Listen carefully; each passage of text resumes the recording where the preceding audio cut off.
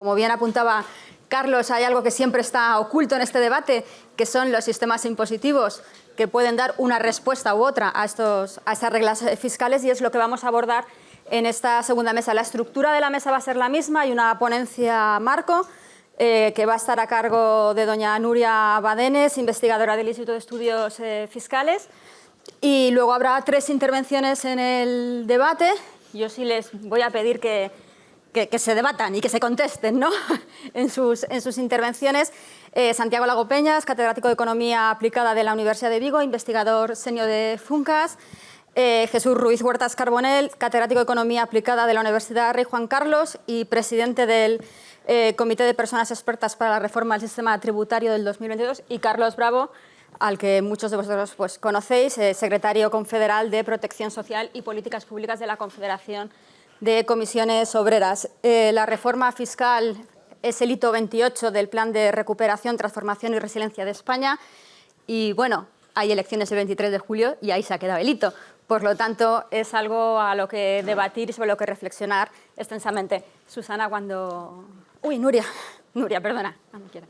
Yo voy a hablar de suficiencia y equidad en el sistema tributario español y, como ya se ha dicho varias veces a lo largo de las intervenciones de los ponentes previos, cuando hablamos de la política pública tenemos que mirar el lado del ingreso, el lado del gasto, y en definitiva yo voy a hablar del lado del ingreso porque los ingresos tributarios son la fuente fundamental, son el recurso fundamental del conjunto de ingresos en cualquier país, en cualquier sector público.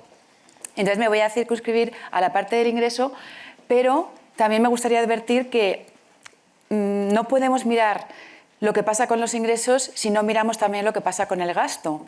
En términos redistributivos estoy hablando, ¿no? Porque si hacemos una foto exclusivamente de la parte tributaria, nos estamos perdiendo una parte redistributiva muy importante que tienen también los gastos. Entonces, haré referencias a esa complementariedad a lo largo de la exposición, aunque me centre, como se me ha dicho, en lo que es el sistema tributario. También voy a centrarme en lo que es suficiencia y equidad o redistribución.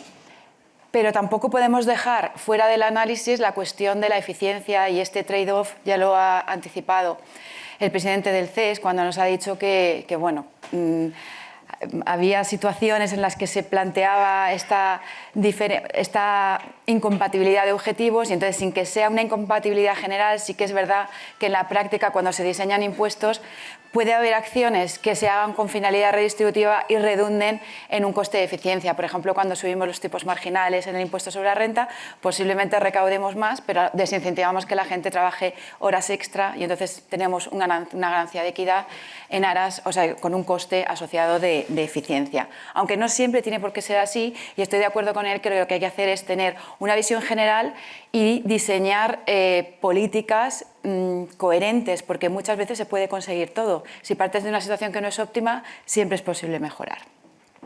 Entonces, bueno, cualquier economía pública lo que tiene que hacer es diseñar un sistema tributario si lo que quiere es obtener recursos, y nosotros tenemos muchísimas herramientas. Tenemos herramientas tributarias en el nivel estatal, en el nivel autonómico, en el nivel local, y aunque tenemos muchas herramientas, yo me voy a centrar en las dos que por suficiencia, o sea, por importancia recaudatoria, son las más importantes, que son el IRPF y el IVA.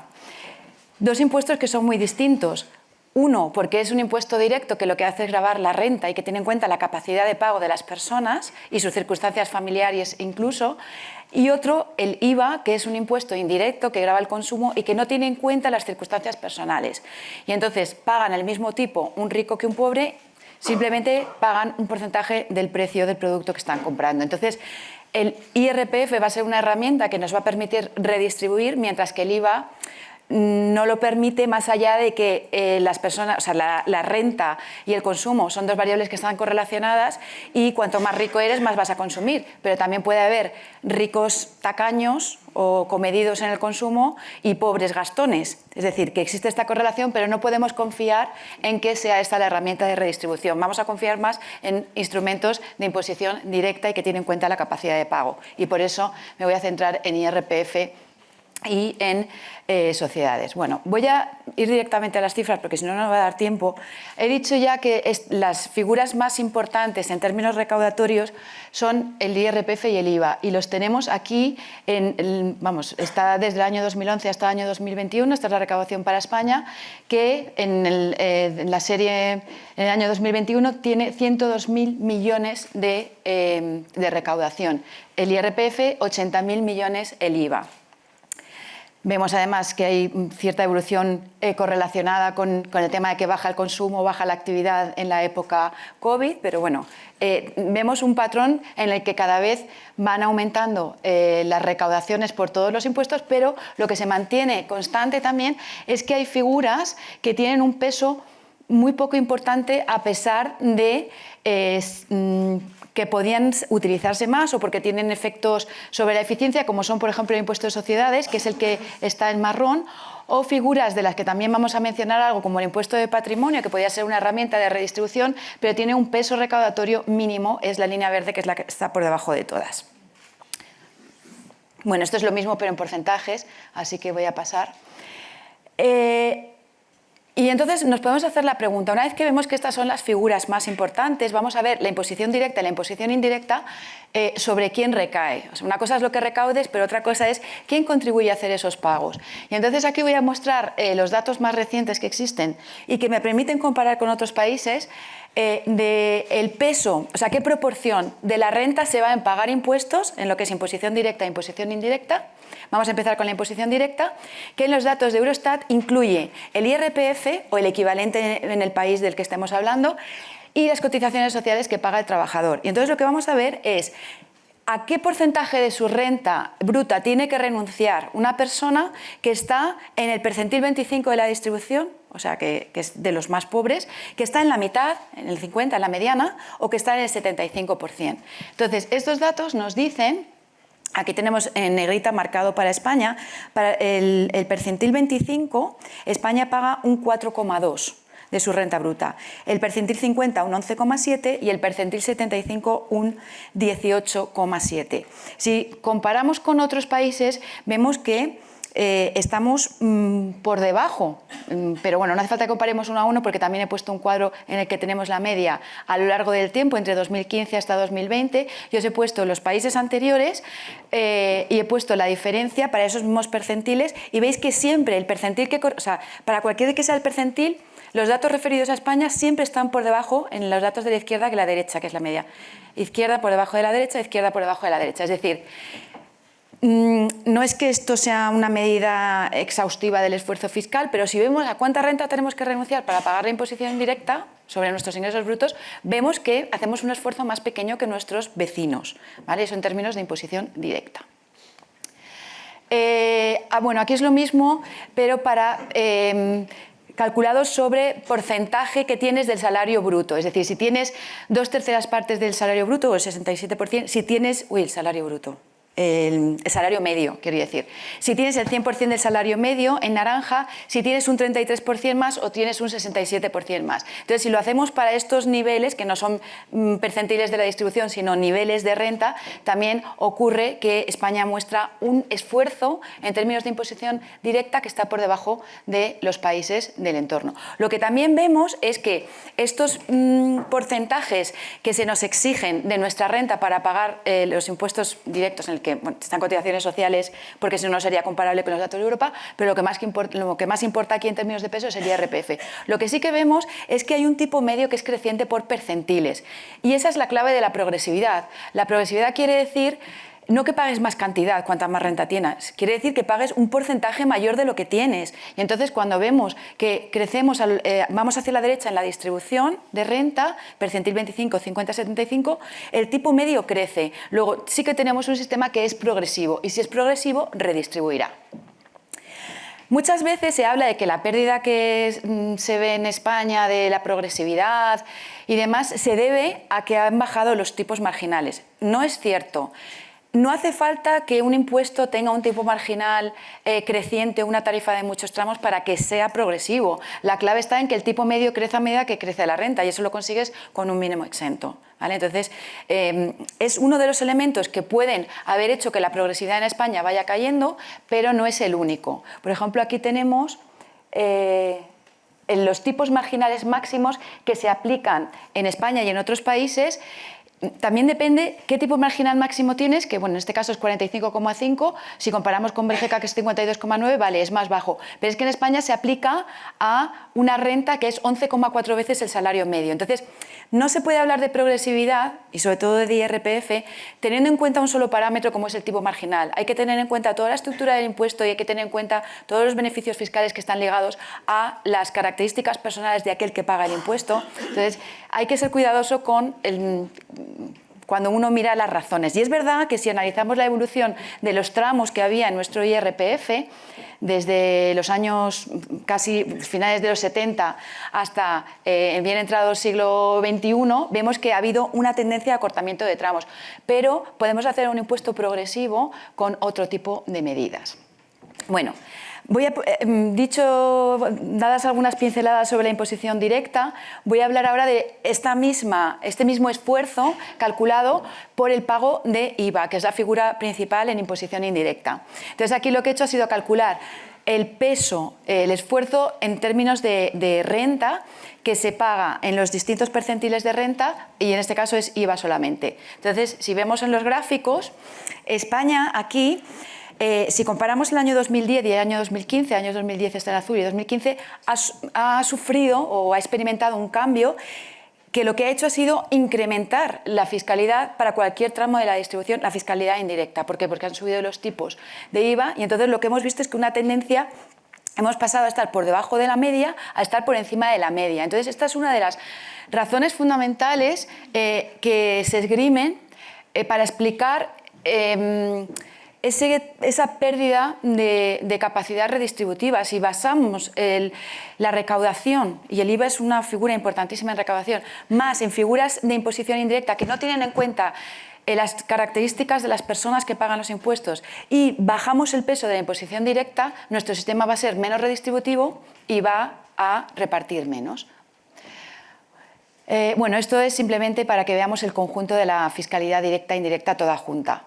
Y si nos comparamos con la media de los países de la Unión Europea, pues lo que tenemos es que España es la azul.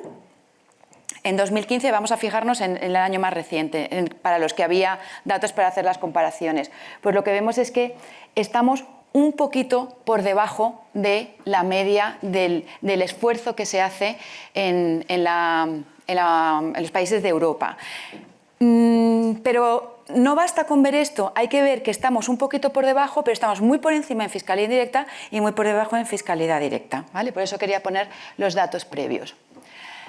Bueno, aquí he puesto ya, centrada en algunos datos, microdatos, que es a lo que yo me dedico, para España, ver un poco qué es lo que pasa, por ejemplo, con el IRPF. Estos datos están extraídos del microsimulador de IRPF del Instituto de Estudios Fiscales y aquí lo que he puesto es para cada una de las decilas, que obviamente tiene el 10% de los declarantes, o sea, los datos son declarantes de IRPF. No está toda la población porque no todo el mundo está obligado, ¿vale? Entonces son los declarantes de IRPF y tenemos los que menos renta tienen antes de pagar impuestos, renta que declaran a efectos de IRPF, pueden tener algo oculto que no lo sabemos, pero la renta que declaran antes de hacer el impuesto y después de pagar el impuesto.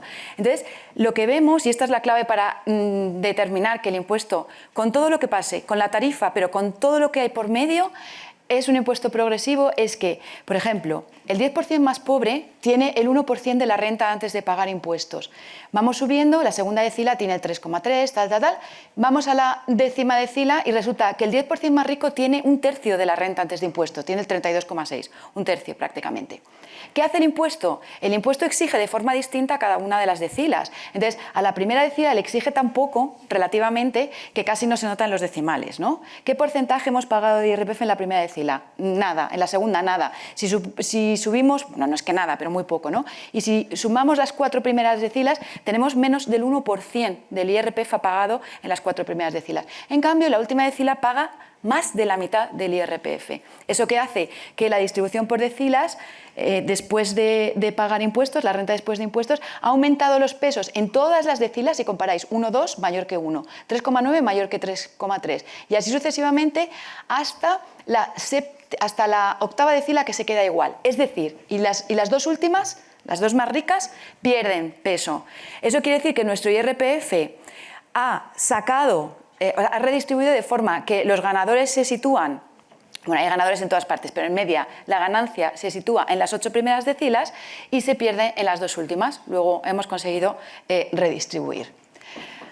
Bueno, esto mismo yo quería haberlo hecho para datos más recientes, lo que pasa es que no pude, no me dio tiempo porque tenía que hacer mucho trabajo que no voy a explicar aquí, entonces utilicé datos que ya tenía de un trabajo previo, que pretendía un poco lo mismo. Esto no está por decilas, sino por quintilas, y lo que vemos es, para el 20% de menos renta, para el siguiente 20% y así sucesivamente, qué porcentaje se paga de IVA y qué porcentaje se paga de impuestos especiales. Esto puede haber cambiado porque ya digo que los datos no son los más recientes, pero la tendencia es prácticamente la misma, y lo que vemos es que el 20% más pobre paga el 10,58% de IVA, el 15,99%, es decir, hay un crecimiento del tipo prácticamente nulo, entre un 40% de la población.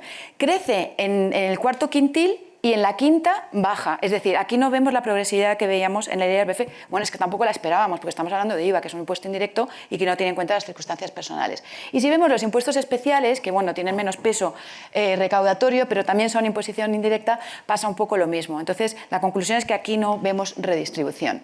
Aquí he cogido los datos de otro trabajo de Jorge Onrubia y Carmen Rodado, que lo que hacen es analizar conjuntamente los efectos de el IVA, los impuestos especiales, las cotizaciones sociales y el IRPF, que son de los que yo he hablado antes, para ver un poco qué es lo que pasa a medida que consideramos decilas más elevadas, para ver un poco el peso conjunto del sistema. Y quitando la primera decila, que tiene unos problemas de medición porque utilizaron la encuesta de condiciones de vida, y entonces la primera no está bien medida para lo que queremos, vemos que hay una tendencia creciente, es decir, va aumentando el porcentaje de nuestra renta al que renunciamos para pagar los impuestos. Luego, nuestro sistema fiscal en conjunto es progresivo, con algunos defectos, pero lo es, ¿no?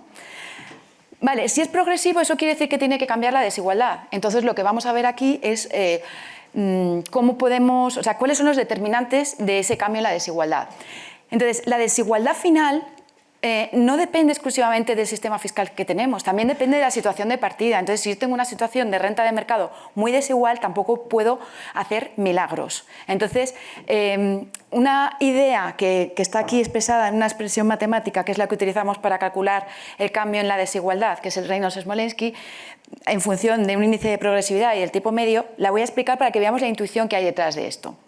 Vamos a ver, para que un impuesto sea redistribuidor, tiene que llevarse un bocado grande de unos para dárselo a otros, es decir, tiene que tener un tipo medio suficientemente grande, y luego además la forma en que quita ese bocado a unos para dárselo a otros tiene que ser que tenga en cuenta la capacidad de pago de cada uno, ¿no? Entonces, eso es lo que nos mide el K. El índice de K-Kwani es un índice de progresividad. Entonces, una redistribución RS, que es el cambio en la desigualdad, será tanto mayor cuanto mayor sea la progresividad en el diseño que yo tengo en mi sistema fiscal, pero también cuanto mayor sea el bocado que yo me llevo de los contribuyentes. Si yo diseño un impuesto fenomenal sobre el papel, que es súper redistributivo, pero a mí me quita €1 y al más pobre le quita 0,00001, pues el cambio que genera en la distribución es mínimo.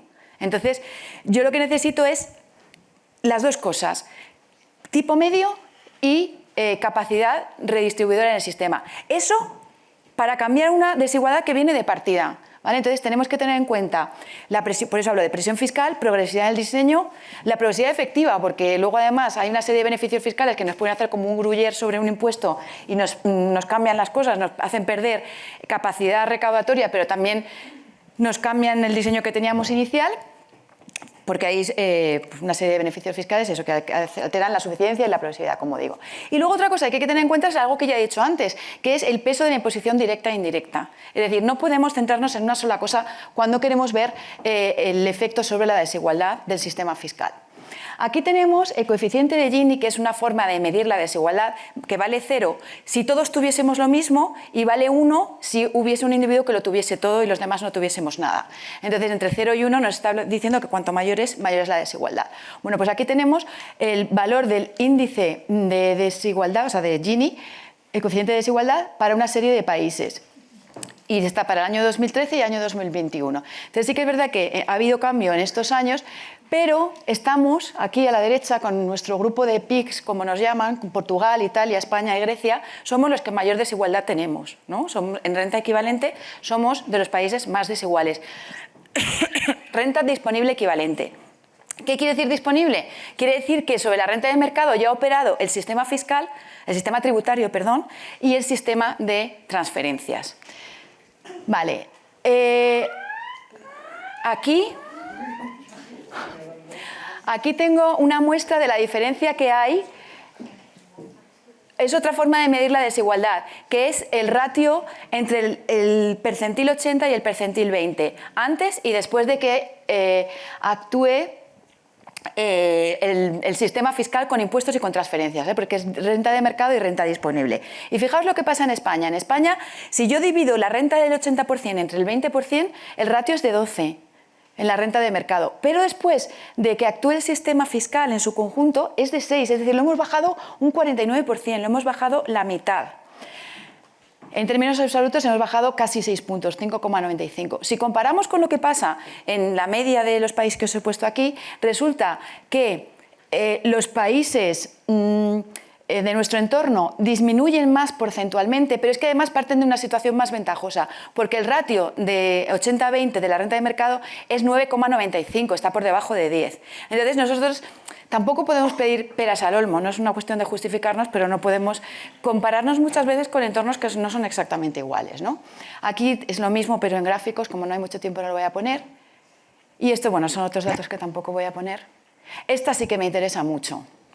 Vale, estos datos proceden proceden de OCDE, y lo que hice fue calcular a partir de los índices que daban de renta de mercado, renta después de haber operado el sistema de transferencias, después de haber operado el sistema impositivo y demás, comparar qué es lo que hace cada uno de los sistemas. Y por eso yo decía al principio que no importa solamente lo que pasa con el sistema tributario, importa también lo que pasa con la parte de gasto. Entonces, ¿qué hay aquí? En la primera columna tenemos la desigualdad antes de nada, antes de pagar impuestos y antes de recibir transferencias. Por ejemplo, España tiene un índice de Gini de 0,446, por encima de la media, que es 0,419. Vale, ¿qué pasa si yo veo el efecto de recibir transferencias? Las transferencias, el gasto me tiene que haber hecho disminuir la desigualdad. Efectivamente, en España pasamos de 0,44 a 0,369, es decir, una disminución por efecto de las transferencias del 17%, que es una barbaridad.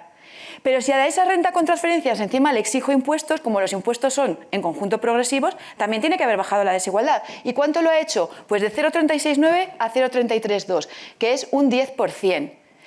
¿Qué quiere decir esto?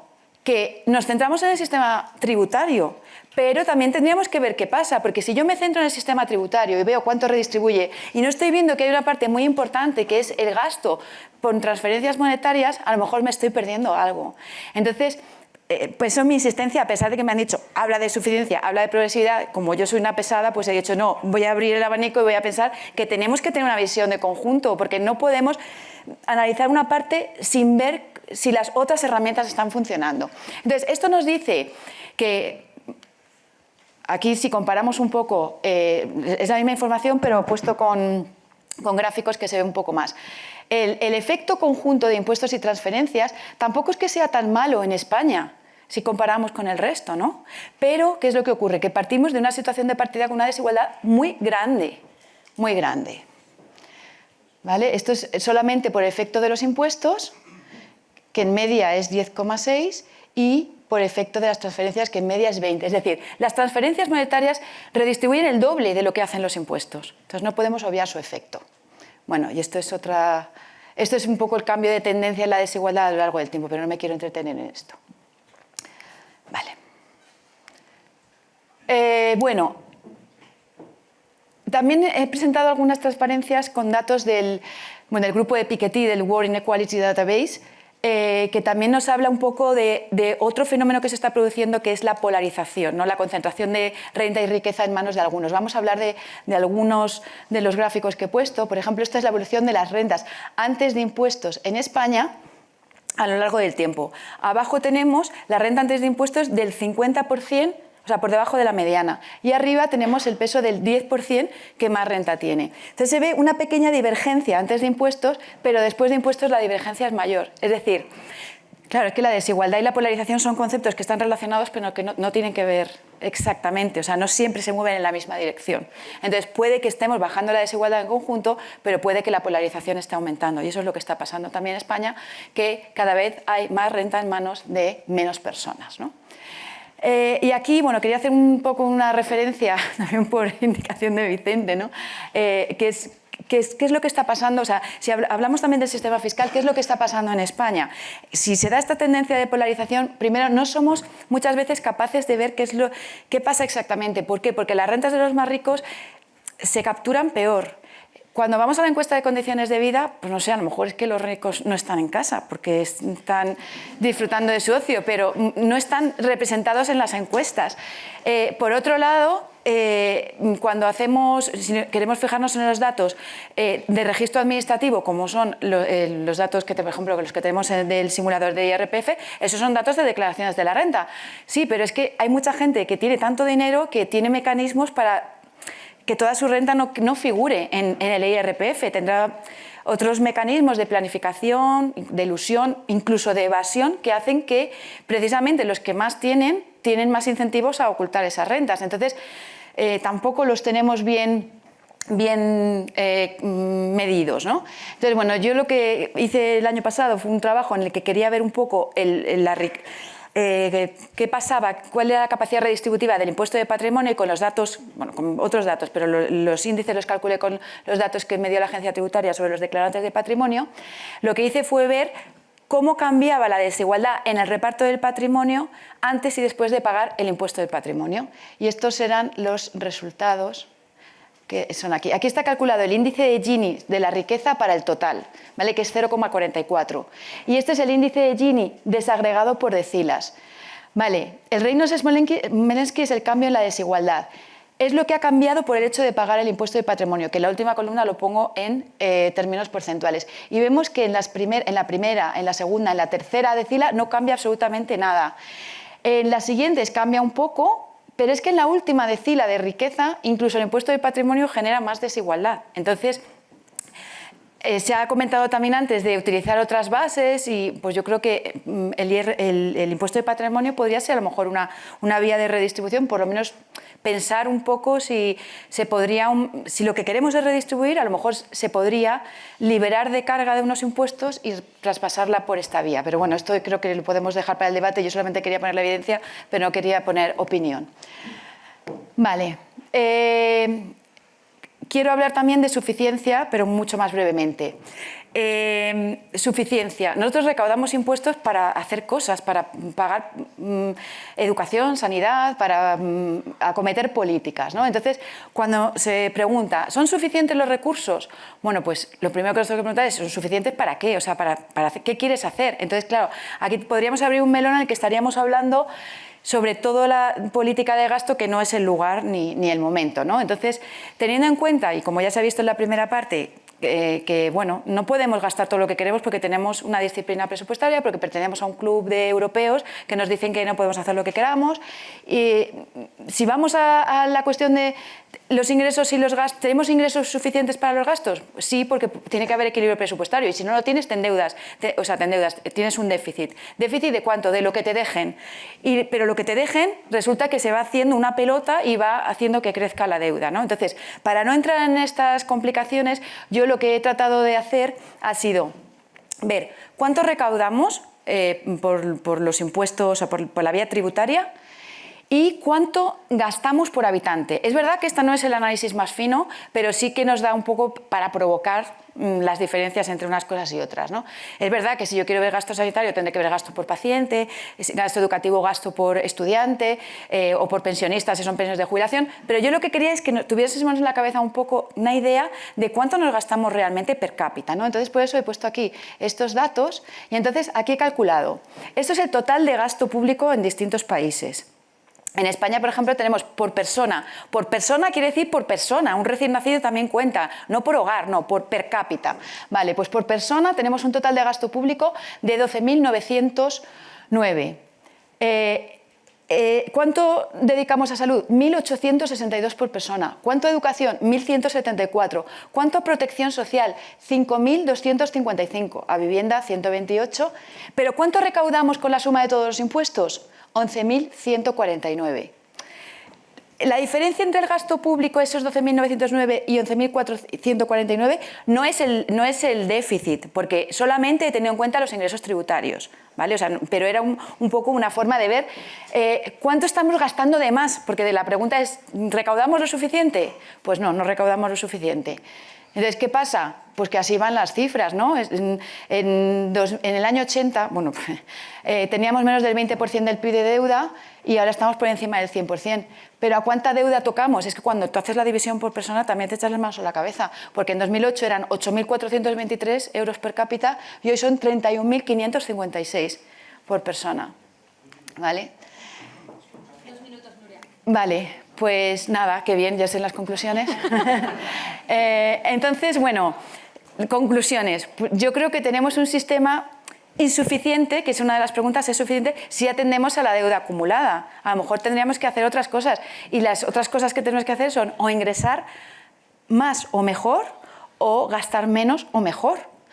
Tenemos un sistema que redistribuye, lo que pasa es que no podemos hacer milagros tampoco, porque partimos de una situación de muchísima desigualdad y esa desigualdad a lo mejor tiene que ver con esas otras políticas que se han hablado que son de mercado de trabajo, porque esto es todo lo que se mide con dinero, con ingreso y gasto, con recaudación, con transferencias, pero yo estoy convencida de que hay muchas cosas que se pueden hacer que no son tan fácilmente medibles y que están ligadas al gasto, como es la educación. La educación es la política más igualadora porque dota de igualdad de oportunidades y eso es muy difícil de asignar el gasto, entonces no se mide tanto. Pero educación y sanidad son políticas para todo el mundo que lo necesite, son políticas muy igualadoras. Entonces, ¿qué hay que hacer? Pues está claro que tenemos bases infraexplotadas y tenemos además que a lo mejor pensar que se puede hacer una contribución mayor o menor en función de la capacidad de esfuerzo que tiene cada uno, ¿no? Yo sé que hacer un traje a medida es muy complicado porque no tenemos un folio limpio y empezamos de nuevo. Y entonces hacer un cambio radical no se puede. Pero yo creo que este tipo de debates sirven para eso, para reflexionar y para discutir y demás. Y por eso yo creo que, y esto lo digo ya convencidísima, creo que en este país hay técnicos muy buenos, hay gente que puede hacer evaluación muy buena.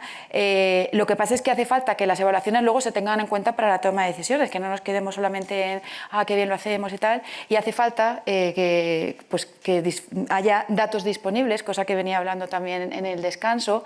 Hace falta que las reformas se pongan en práctica y se mantengan en el tiempo, porque si no uno no sabe a qué atenerse. Y bueno, yo creo que esto es básicamente lo que tenía que decir. Muchísimas gracias.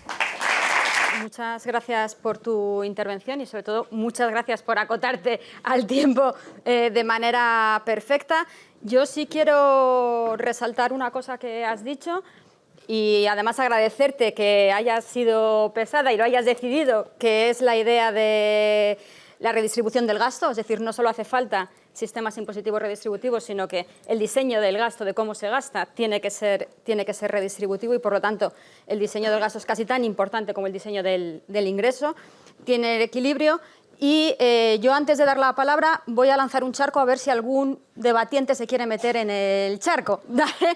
Has dicho en tu intervención, Nuria, que el impuesto de patrimonio probablemente sea de los más redistributivos.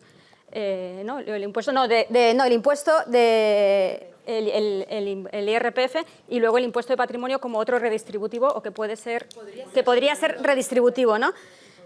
que podría ser redistributivo un impuesto que prácticamente, bueno, pues sabemos que está en vías de desaparición, hoy más que el 26 de mayo, hoy está más en vías de desaparición.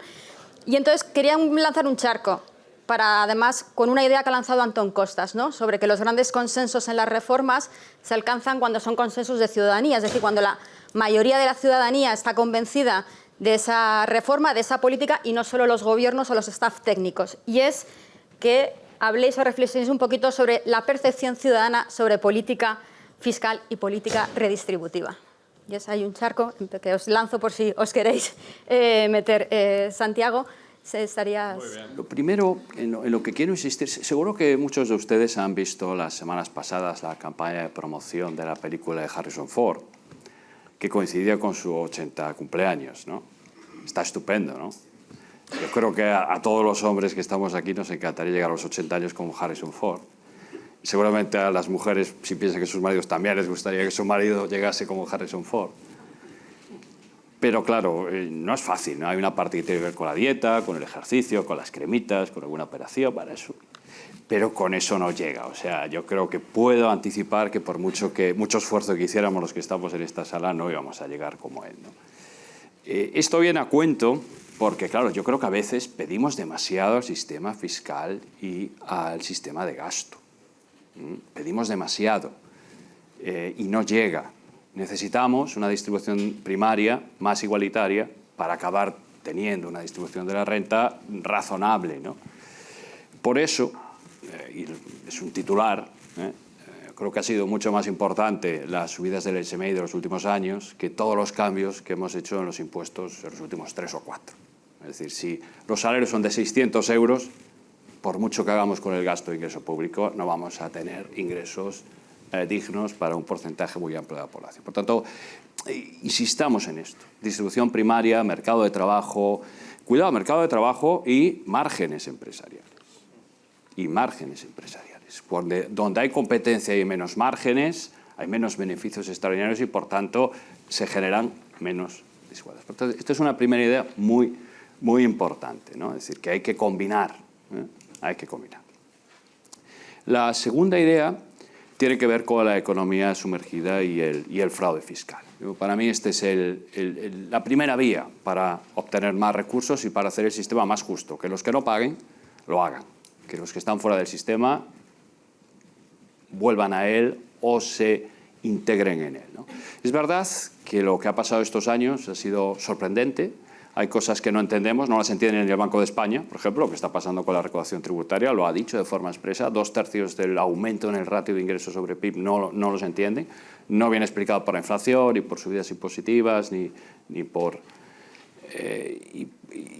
bueno, pues lógicamente la economía sumergida del fraude está ahí, lo sabemos, ¿no? Yo creo que la pandemia ha generado dos efectos, no está cuantificado, esto es una hipótesis, pero ha generado dos efectos. Por un lado, el que la gente hoy es mucho más consciente de lo que supone estar en B. Y los trabajadores son más conscientes de lo que supone estar en B y estar fuera que sus horas de trabajo no estén cotizando a la seguridad social, etcétera, etcétera. Yo creo que la pandemia ha tenido un efecto pedagógico y, por supuesto, también la digitalización en pagos ha ayudado. No sabemos todavía en cuánto. El Gobierno ha hablado de 200.000 empleos, FEDEA hace poco hablaba de 300.000, Funcas habla también de cientos de miles de empleos. Yo creo que nos va a faltar un poco de tiempo, ¿no?, para tener datos y para poder estimar con más precisión. Pero ahí llego al punto donde quiero insistir. Lo hemos dicho en el libro blanco, es absolutamente fundamental que este país se tome en serio la lucha contra el fraude y la economía sumergida. Y estos años yo creo que legitiman al Gobierno a incidir en ello, a crear ese grupo de trabajo que pedimos en el libro blanco, que aparece en el PRTR como un hito importante. Creemos que es fundamental. Es una realidad que tenemos que conocer mejor, que tenemos que estudiar mejor, que tenemos que saber dónde se concentran esas bolsas de fraude, esas bolsas de economía sumergida, diseñar buenas actuaciones. Tenemos que hacer lo que hicimos con los accidentes de tráfico hace 20 años. Teníamos un problemón en España sobre eso y fuimos capaces de... Bueno, pues con la economía sumergida del fraude debemos hacerlo. Aprovechar que yo creo que estamos en una ola con esa pedagogía, bueno, yo creo que hay que aprovechar ese momento, ¿no? El tercer punto que tengo anotado por aquí tiene que ver con la reforma fiscal verde, que es otro elemento importante desde el punto de vista de la suficiencia. Cuando nos comparamos con otros países, en general los impuestos medioambientales están muy poco desarrollados en España, por eso en el libro blanco hablamos a fondo al respecto. Bueno, nos van a ayudar a la transición ambiental, que es fundamental, nos van a ayudar a la transición energética, que es fundamental, nos van a proporcionar recursos adicionales. Cuidado, son impuestos regresivos, lo sabemos. Por eso, reforma fiscal verde sí, pero de la mano de medidas compensatorias para los hogares de rentas más bajas. Y esto me lleva a otro elemento que yo creo que mencionó Nuria de pasada, que creo que es fundamental, y es que necesitamos conocer la situación financiera de todos los hogares.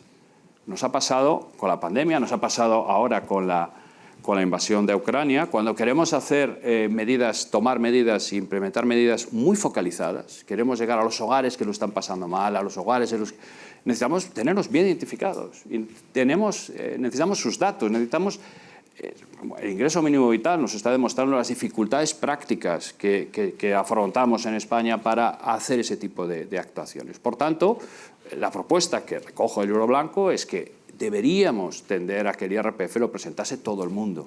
Eso no quiere decir que todo el mundo tenga que pagar. Nuria demostraba bien que las primeras decilas de renta no contribuyen. Pero si presentan la declaración conocemos sus datos. Y podemos incluso diseñar impuestos negativos, que ya existen. Existe. El cheque bebé de los 100 euros al mes, pues, puedes cobrarlo como una deducción en cuota o como una subvención mensual, los 100 euros. Familias numerosas lo mismo, ya existe, ya lo estamos haciendo. Tengamos identificado a todos los hogares, a todas las familias, para luego poder actuar de manera muy precisa, ¿no? Hay otra idea también muy relacionada con esta que tiene que ver con el IVA. En el IVA el principal problema que tenemos es que en España somos un país en el que cualquier problema lo resolvemos con una bajada del IVA. Venga, vamos a bajar el IVA, ¿no? Y esto, claro, acaba generando un coste recaudatorio muy importante. Uno de los factores explicativos de la brecha fiscal entre España y la media Unión Europea, de los que todavía se mantiene, tiene que ver con que recaudamos menos por el IVA. Y no porque los tipos generales sean más bajos, sino porque tenemos muchísimos tratamientos especiales y, sobre todo, muchos bienes a tipos del 10, del 4... Y con esto creo que deberíamos reflexionar y deberíamos intentar acabar. Aunque, de nuevo, como bien demostraba Nuria, el IVA no es un impuesto progresivo, es un impuesto regresivo. Pero esa recaudación adicional la podemos utilizar, en parte, para tomar medidas compensatorias para esos hogares de rentas más bajas, ¿no?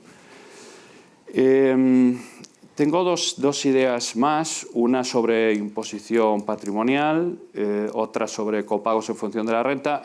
Voy a decir algo sobre el IRPF muy rápidamente. El IRPF, yo creo que el IRPF es un impuesto con una escala progresiva, sobre todo cuando introduces, que no lo solemos hacer. En Europa, claro, hay muy pocos países que tengan el nivel de descentralización de España. Y ninguno tiene la descentralización del IRPF que tenemos nosotros. Entonces, el tipo impositivo que pagamos realmente no es el que aparece en la ley estatal.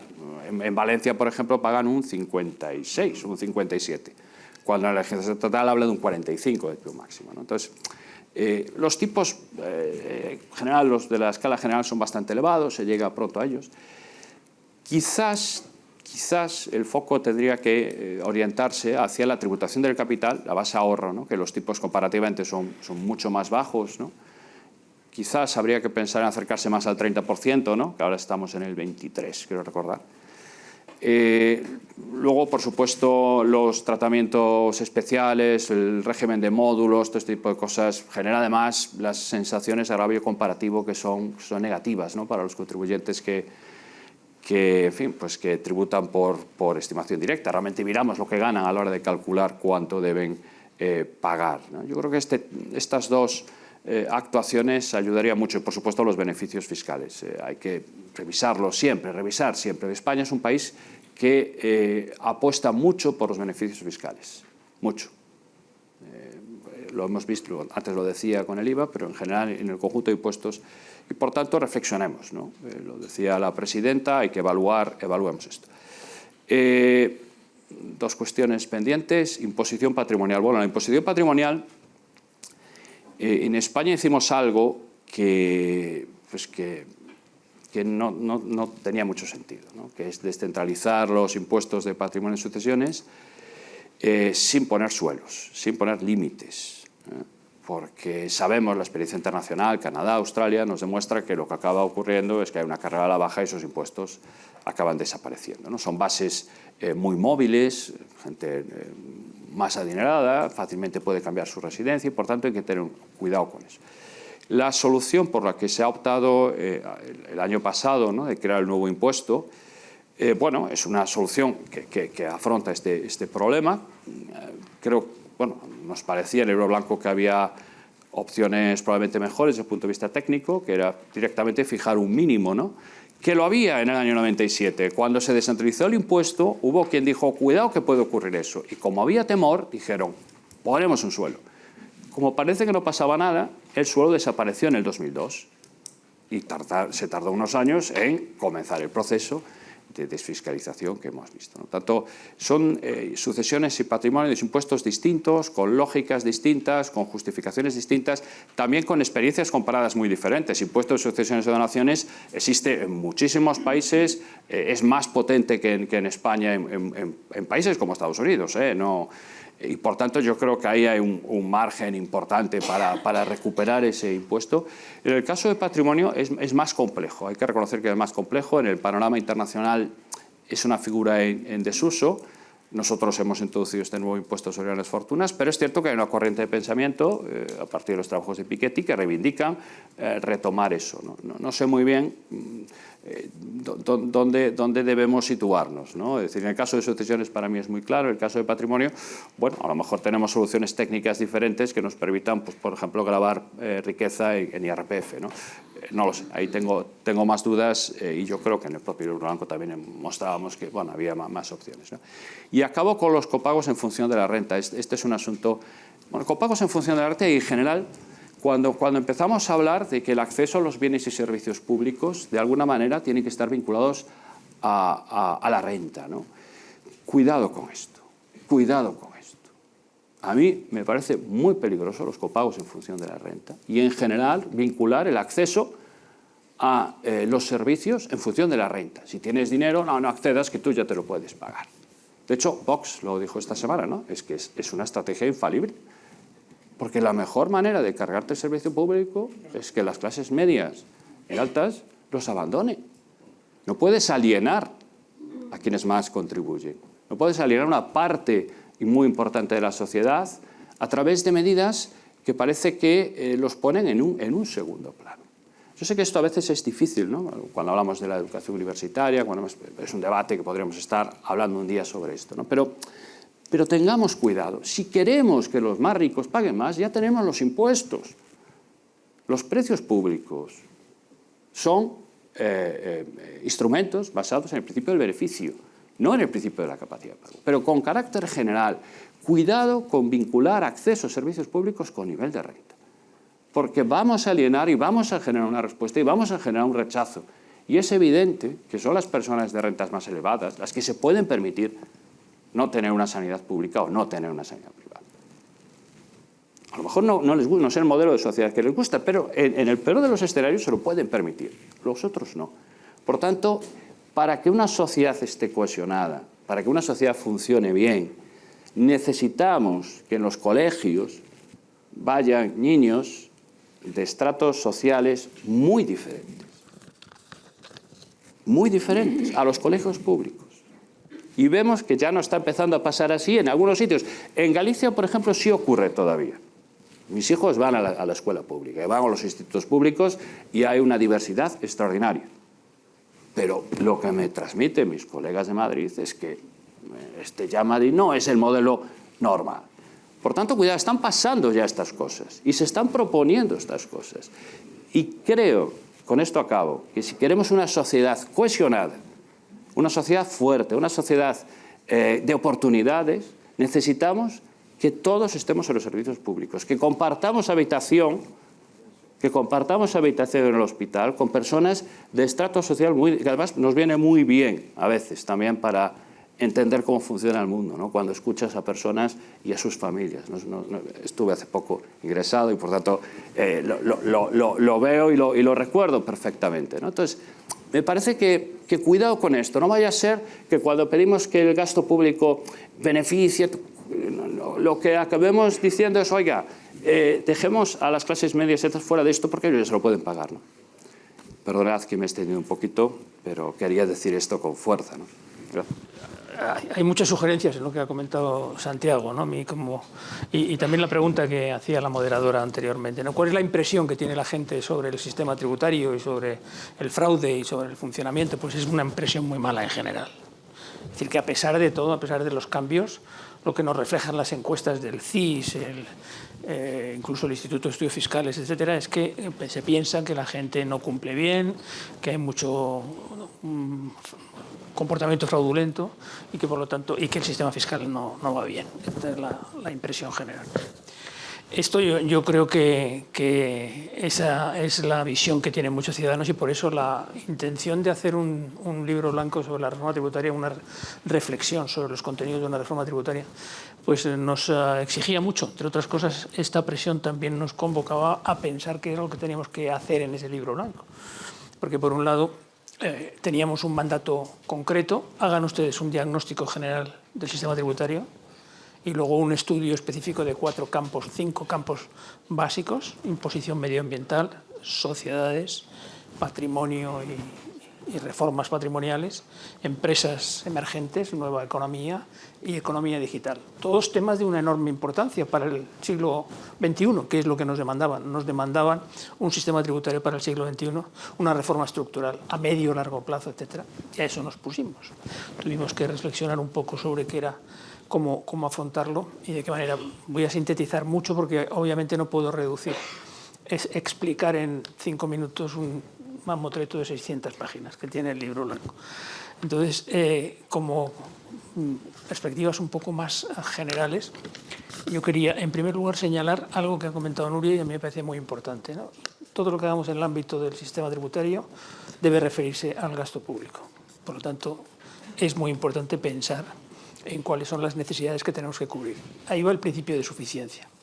Y aquí también nos gusta, he visto en alguna lectura del programa de reforma de comisiones, que también ha hecho uso del artículo 31 de la Constitución, que es un magnífico artículo, quizá uno de los mejores de la Constitución, porque dice todos participarán, contribuirán al sostenimiento de los gastos públicos a partir de su capacidad económica mediante un sistema tributario justo inspirado en los principios de igualdad y progresividad, que no tendrá alcance confiscatorio. Lo que se dice ahí habla totalmente del sistema tributario, sin duda, pero está hablando también de que todos, es decir, principio de generalidad, conecta con lo que comentaba antes Santi, ¿no? Es decir, para que vivamos en una sociedad de ciudadanos, los ciudadanos tienen que sentirse parte de ese todo y, en consecuencia, deben disfrutar de los gastos públicos hasta donde se pueda y participar también en su cobertura, naturalmente, en la medida de sus posibilidades, cierto. Nosotros incluso en el libro blanco hablamos de que este principio, lo digo también, parece que es una cosa muy obvia porque lo dice la Constitución, pero sin embargo lo que hemos oído en reformas tributarias anteriores es todo lo contrario. Es decir, recortemos la obligación de declarar para facilitar a la gente que no se vea abocada a un trauma tan duro como es hacer frente a una declaración de renta, por ejemplo, ¿no? Y a mí me parece que esto es un poco lamentable, pero es así, ¿no? Entonces, esto suena muy raro, hablar del principio de generalidad, es un viejo principio de la imposición. A mí me parece muy claro desde el punto de vista del sentido de ciudadanía, conectando con lo que decía Santiago antes, ¿no? El sentido de ciudadanía implica que todos participamos. Y yo a veces se lo cuento a mis alumnos también. Modelo latinoamericano, segmentación social bárbara, según la cual hay una parte de la población que paga impuestos y no utiliza servicios públicos, porque los servicios públicos son muy malos. Y el resto de la población, la mayoría, utiliza servicios públicos de muy baja calidad y se supone que no pagan impuestos. Los indirectos, desde luego, sí los pagan, pero supone que no. Esa es una sociedad segmentada, esa es una sociedad con difícil futuro. Y digo, a mí lo que me preocupa es que vayamos en esa dirección. Habéis mencionado la Comunidad de Madrid, ¿no? En la Comunidad de Madrid es verdad que los colectivos de rentas medias están abandonando el sistema educativo está creciendo enormemente los seguros privados en el sector sanitario, etc. De manera que vamos en una deriva que es más bien de preocupar. Bueno, en ese contexto quería hablar un poco de contenido del libro blanco, pero no voy a extenderme mucho. Se nos propone esa idea de unas propuestas de reforma fiscal para una hacienda del siglo XXI, y ahí nos planteamos desde luego los principios, lo que comentaba al comienzo de su intervención Nuria Madenes sobre el principio de suficiencia. Eso es un principio relativo, ¿no? Pero también es bueno reflexionar sobre el alcance del principio de suficiencia. En la anterior sesión se ha hablado de esto también. Suficiencia quiere decir que tenemos que tener recursos para que funcionen los servicios públicos. Y hemos dicho, lo referimos al gasto. El Parlamento decide qué servicios hay que cubrir y, por lo tanto, tenemos que buscar los recursos para atender esos servicios y que estén cubiertos adecuadamente, en la medida de lo posible sin tener que recurrir a ingresos extraordinarios vía deuda pública. Pero bueno, es una buena definición. Algo de esto comentaba Nuria, que el principio de suficiencia tiene ahí un límite en el endeudamiento excesivo. A mí me gustaría también comentar, pero solo de pasada, cómo es importante, y ahí se plantea una parte del debate, ¿no?, pensar también en los movimientos sociales que afloran en el Parlamento con cierta frecuencia en demanda de más y mejores servicios públicos. ¿Qué ha pasado con el ingreso mínimo vital? En esta casa se puede decir que había antes. Había las rentas mínimas por comunidades autónomas, pero el ingreso mínimo vital se pone en marcha explícitamente cuando hay esa convocatoria masiva de gente que presenta en el Congreso un documento pidiendo que se estudie el tema del ingreso mínimo vital. Eso forma parte también de las demandas ciudadanas. Y yo creo que hay que tener en cuenta, desde luego, el endeudamiento, el límite de lo que significa el déficit estructural, pero no podemos olvidar estos elementos. Nos obliga a pensar si lo que estamos gastando lo estamos gastando bien y qué es lo que tenemos que mejorar, también en la vertiente del gasto. De manera que a mí eso me parece muy importante. Pero luego, entrando en los temas de desigualdad, que es el corazón de la presentación de Nuria, yo solo quería decir algo que habéis comentado, pero solamente los estudios que hemos hecho nosotros en la Fundación Alternativas, o los estudios que se hacen en esta casa, en la Fundación de la Caixa, uno de los últimos editado por Luis Ayala, ¿no?, que se llama Desigualdad en España y Pacto Social. Hay un consenso bastante extendido en la línea de que la desigualdad está creciendo, España está por encima de la media de la Unión Europea desde hace años y, por lo tanto, ese es un problema importante que hay que atacar. En el libro blanco dedicamos un capítulo importante también al análisis de la desigualdad. Y respecto a lo que se dice, cómo atacar la desigualdad, los dos argumentos que explican ese crecimiento de la desigualdad, uno es qué pasa con la renta primaria, la renta de mercado, y en segundo lugar, qué pasa con las políticas redistributivas. Entonces, la renta de mercado, la desigualdad de la renta de mercado está creciendo en todas partes, y lo habéis comentado, hay argumentos más que suficientes, y las políticas redistributivas tienen menos peso, sobre todo desde las épocas, conviene recordarlo también, porque era Fernando, me parece, el que esta mañana hablaba de que volveréis a oír bajar impuestos, ¿no?, porque bajan los impuestos y hay un elemento de crecimiento de la desigualdad por la falta de atención de las políticas públicas, aunque se haga a partir del gasto, ¿vale? Aunque se hagan políticas redistributivas en la vía del gasto, ¿no?, pero las impositivas realmente cada vez tienen menos fuerza. De manera que ahí se ha acuñado ese término que es un poco así discutible de predistribución, pero que lanza la imagen, la idea de que hay que volver a los mercados y, por lo tanto, el papel regulador y de políticas activas en los mercados del sector público, pues es importante, cobra importancia, porque ahí hay que volver a plantear por qué está creciendo la desigualdad. Y algo de eso, ciertamente, se está haciendo, ¿vale? Y resumiendo mucho, sintetizando, nosotros nos centramos en la vertiente, naturalmente, de los ingresos. El libro blanco, siguiendo la petición formulada por la Secretaría de Estado de Hacienda, tiene una primera parte destinada al diagnóstico de la situación actual y ahí nos planteamos si tendríamos que entrar o no en el análisis de los grandes impuestos y en los temas de fraude. ¿Por qué? Pues porque no se decía explícitamente. Al citar esos campos, decían, bueno, ¿lo hacemos o no lo hacemos? Y precisamente debido a las expectativas que había creado el libro blanco y a la percepción social, pensamos que era imposible sacar un libro blanco sin entrar en el impuesto sobre la renta, el impuesto sobre el valor añadido y el fraude.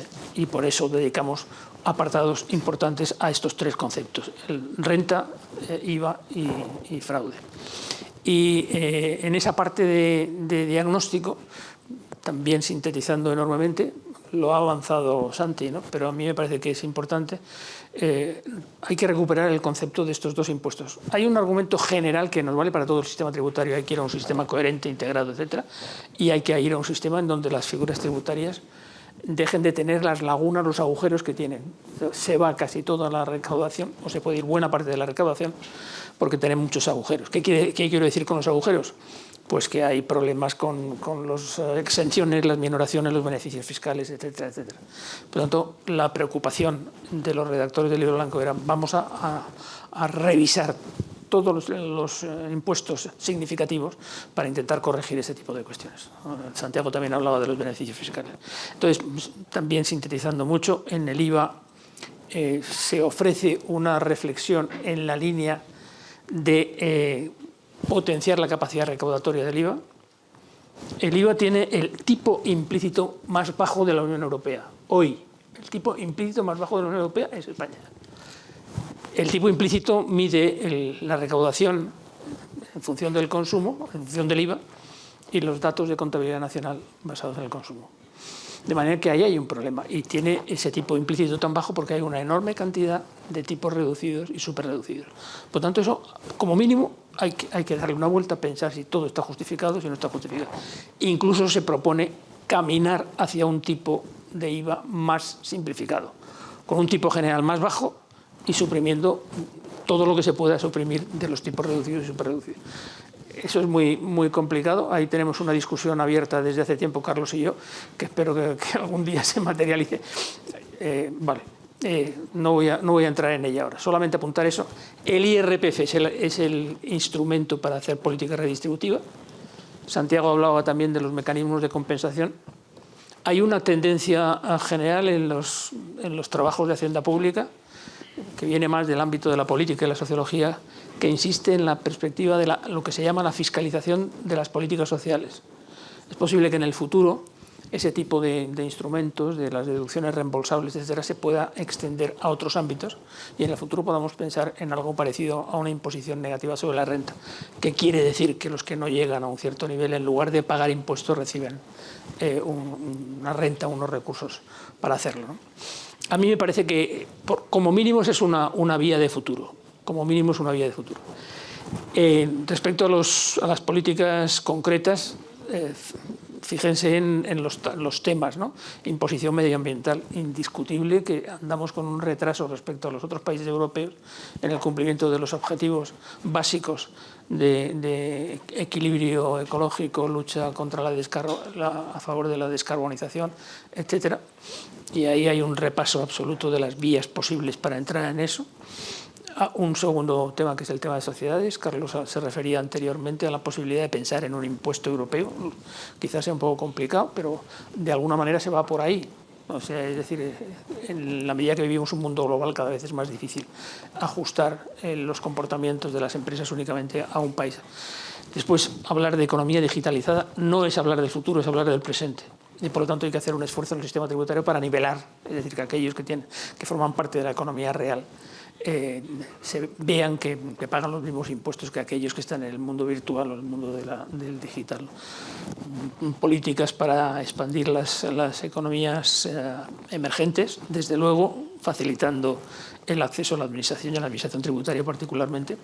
Y en el caso del patrimonio, ya lo ha contado Santiago, y por lo tanto yo no voy a decir casi nada más, solo una cuestión importante. Yo estoy de acuerdo, y se ha señalado aquí, en que, y además tenemos el apoyo de instituciones internacionales como la OCDE y el Fondo Monetario Internacional, que dicen que una vez casi agotados las posibilidades de la tributación del trabajo, de la renta y del consumo, hay que ir a la tributación del capital entendido en sentido de patrimonio, en sentido de riqueza. Por lo tanto, la imposición sobre la riqueza es una vía clara que hay que defender. Esto lo defendemos en el libro blanco, sin poner tanto el acento en la defensa del impuesto sobre el patrimonio actual. Hay distintas formas de hacer tributar a la riqueza, y hay países que nos enseñan ideas bien interesantes. Tomemos la que nos parezca más oportuna y vayamos por esa línea. Y termino. El libro blanco no es más que un conjunto de reflexiones técnicas que ciertamente introducimos un elemento de pragmatismo de practicabilidad, el principio de practicabilidad. Vamos a intentar ofrecer alternativas que sean practicables, pero no somos políticos, no éramos políticos y por lo tanto, y tampoco planteábamos una reforma tributaria, planteábamos líneas de reforma. La invitación ciertamente es que los políticos entren en esos temas y el libro blanco pueda ser útil para que en el futuro tengamos un sistema tributario mejor, ¿no? La reforma tributaria es una reforma estratégica y esta legislatura se nos va sin hacerla. Creo que esa es la primera idea que hay que trasladar, que un elemento que es determinante, nos vamos de la legislatura sin hacerlo. Nos vamos de la legislatura sin hacerlo, además con un debate sobre si el récord de recaudación fiscal que estamos batiendo año tras año, me da igual que lo mire desde el punto de vista del IBI, con casi 14.000 millones de recaudación el año pasado, o los 255.000 millones que hemos hecho de recaudación en los impuestos generales, con el incremento que tenemos ya en este año, que llevamos 90.000 millones en los 4 primeros meses del año, subiendo todavía un 5,5 sobre el anterior, sobre si eso es estructural o es coyuntural. El Banco de España dice que no lo sabe, lo decía antes Santiago. El Ministerio de Economía el otro día tenía una conversación con ellos y me decían que es estructural. ¿Qué van a decir? Es la mejor manera de plantear no he hecho reforma tributaria porque esto es estructural, ¿no? Bueno, a mí me parece que eso es muy determinante, porque si algo podemos indicar es que el sistema fiscal en España, entendido como lo define el artículo 31 de la Constitución, no solo como un sistema de ingresos, sino también de gasto, es decir, que tan fiscal es la unidad de gasto como los ingresos que tenemos, el sistema fiscal en España sigue teniendo históricamente un problema de déficit. En los últimos años ha estado entre el 2,6 y el 11%, y tenemos necesidad de mejorarlo. Preguntaba antes Nuria y decía, tenemos que ingresar más y mejor, tenemos que gastar menos y mejor. No, yo creo que tenemos que gastar e ingresar más y tenemos que hacer las dos cosas mejor, y ambas cosas se pueden hacer. Algunas de las comparaciones que se han dado no me puedo evitar el tenerlo. Tenemos que ampliar la base fiscal haciendo declaraciones de la renta para todo el mundo, comparto ese criterio, pero también determinando las bases imponibles de manera adecuada. Seguimos teniendo un sistema como el de módulos que no tiene ningún sentido. Y tenemos el Instituto de Estudios Fiscales ahora mismo, un grupo de trabajo que está discutiendo la fiscalidad de autónomos y de pymes, que son elementos que también tenemos que abordar de manera estratégica en este país, ¿no? Porque hemos implantado en la reforma de seguridad social un concepto que es el de cotización por ingresos reales, entre comillas, las rentas más altas no del todo, entre comillas, pero tenemos que establecer también un sistema de ingresos fiscales donde verdaderamente la tributación y la cotización tenga que ver con eso. Se habla de que hay 285.000 empleos nuevos, como consecuencia de lo que nos planteaba antes Santiago, tras la pandemia. 250.000 estima el Gobierno que son cuenta ajena, 30.000 cuenta propia. Cuidado con el cuenta propia. Hay 3.200.000 autónomos en este país, mejor dicho, hay 3.200.000 cotizantes al RETA en este país. No hay 3.200.000 personas que trabajen como autónomos. Cuando hemos negociado la cotización por ingreso del RETA, hemos visto que 900.000 personas prácticamente no tenían ninguna declaración de ingreso fiscal. Y hemos visto que 2.006.000 de los 3.200.000 tenían ingresos fiscales declarados de cero o por debajo del salario mínimo interprofesional. Ahí hay 400.000 en módulos, es decir, hay un montón de situaciones que tenemos que abordar, pero no tenemos en el mundo del trabajo por cuenta propia el universo bien diseñado, y lo tenemos que diseñar mejor para tratar de manera adecuada al mundo del trabajo autónomo, que en muchos casos es pidiéndoles más y dándoles más en forma de prestaciones, pero en otros casos es pidiéndoles menos de lo que le estamos pidiendo porque verdaderamente no tienen ingresos para ello. Tenemos, por tanto, elementos estratégicos que tenemos que abordar, y voy a terminar porque creo que están por aquí ya, no sé si están ya esperando para empezar, con un comentario muy breve, que es lo que nos planteaba antes Carmen. Si nosotros atendemos a las encuestas del CIS sobre la opinión que tenemos una opinión curiosa. La verdad es que no resulta sorprendente, conociéndonos como sociedad, ¿no? Pero tenemos una posición curiosa. Más del 80%, la inmensa mayoría, estamos en disposición de defender que queremos pagar más impuestos para recibir mejores servicios públicos. En esa idea que planteaba Santiago muy correctamente y que yo comparto, de que tenemos que generar los derechos, los servicios públicos esenciales deben ser universales y para todo el mundo, porque de lo contrario la segmentación nos lleva a otros sitios muy inadecuados. en torno al 50% considera que el retorno de los impuestos no es adecuado. Esto tiene mucho que ver con la percepción que tenemos de la política y de las políticas públicas y de cómo nos gobernamos en este país. El 62% considera que pone más de lo que recibe, lo cual significa que hacemos muy mal las cuentas. Porque si hiciéramos bien las cuentas de lo que recibimos, seguramente tendríamos una opinión bien distinta. Y eso tiene mucho que ver también con un elemento que es clave, y es la capacidad de pedagogía, didáctica, de información, de transparencia, de rigor en el gasto y de información a la ciudadanía para que asumamos desde los programas de formación en las enseñanzas primaria, secundaria, bachillerato, universidad y en las campañas permanentes de información de la sociedad la importancia que tiene la contribución al conjunto por la vía del ingreso para poder financiar el gasto. Tenemos que tener claro también que el empleo, esa distribución primaria que se está planteando, es esencial, la calidad en el empleo. Y es verdad que el salario mínimo interprofesional nos ayuda. También es verdad que la devaluación salarial estructural que se ha impuesto durante la década anterior y que, salvo una evolución de pico, ha vuelto a tener una incidencia como consecuencia de la inflación en este momento negativa, debilita la estructura fiscal. Porque tenemos que gravar y aumentar la progresividad del impuesto gravando más a las rentas más altas. Pero al mismo tiempo tenemos que saber que el ingreso, el cuerpo del ingreso, es la mayoría de la población y esa mayoría de la población es la población trabajadora. Y finalizo con un comentario sobre los elementos de corresponsabilidad. Un sistema tributario necesita que los elementos de corresponsabilidad funcionen correctamente. El Estado español es un Estado muy descentralizado, pero que se ha constituido, a diferencia de los estados federales que generalmente se han constituido por agregación de cosas distintas, el Estado español se ha construido por desagregación de un Estado centralizado. Y eso nos lleva a que tenemos un Estado federalmente muy deficiente todavía. Y uno de los elementos donde se manifiesta de manera muy clara es en la falta de corresponsabilidad fiscal. La falta de corresponsabilidad entre la financiación, el ingreso y el gasto en los diferentes ámbitos. Y eso significa que tenemos que actuar, y tenemos que actuar sobre impuestos de patrimonio, sobre sucesiones y donaciones, sobre otras figuras, porque es verdad que los impuestos directos que gravan renta o riqueza son los que nos permiten hacer una redistribución más clara y no los indirectos, como se ha dicho antes. Y lo dejo aquí, que seguro que nos empujan si no.